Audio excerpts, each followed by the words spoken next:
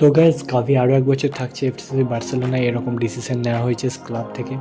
কাভি নিজে বলেছিল কোনো ট্রফি না জিতলে সে নিজে ওই ক্লাব ছেড়ে চলে যাবে, কিন্তু আমার মনে হয় আরও এক বছর রাখা অ্যাজ এ বার্সেলোনা সাপোর্টার এটা আমার খুবই ভালো সিদ্ধান্ত বলে মনে হয়েছে।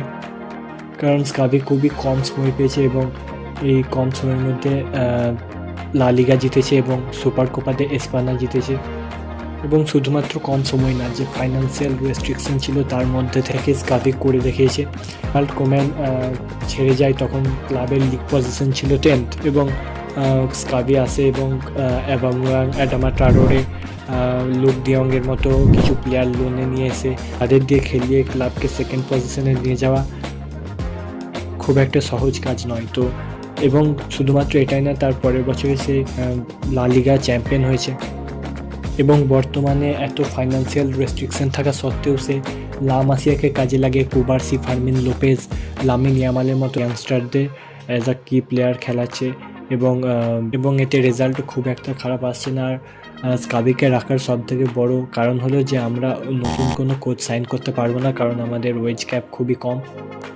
এবং আমাদের একমাত্র সোর্স হচ্ছে লা মাসিয়া, যা স্কাভি ছাড়া অন্য কোনো কোচ হয়তো সেভাবে বুঝবে না। আর শুধু এটুকুই নয়, স্কাভির পয়েন্টস পার গেম দেখতে গেলে 2.04, ডিসেন্ট অ্যামাউন্টের পয়েন্ট, যা স্কাভি 136টা গেমের মধ্যে অর্জন করেছে, এবং আরও এক বছর পেয়েছে যে প্রজেক্টটা নিয়ে কাজ করছে স্কাভি। আরও এক বছর পেলে হয়তো তার একটু সাহায্য হবে, এবং দেখা যাক স্কাভি পরের বছর কোনো ট্রফি জিততে পারে কিনা। আজকের জন্য এটুকুই।